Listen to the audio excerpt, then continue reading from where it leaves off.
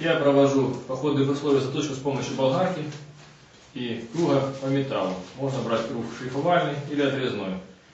Но желательно в этом случае не перегреть металл, потому что он потеряет свои свойства и будет быстро тупиться. Поэтому будем аккуратненько чуть-чуть подтачивать и умочать в воду, чтобы не было, или опрыскивать водой, чтобы не было перегрева металла.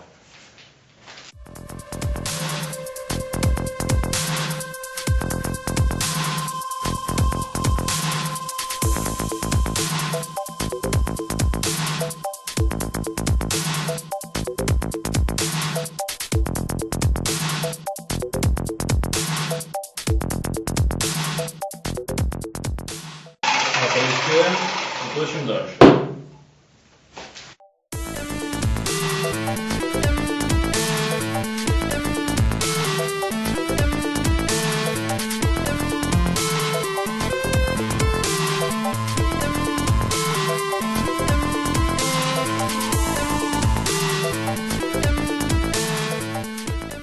Закачивать нужно обе кромки, как у ножа, нижнюю и режущую переднюю.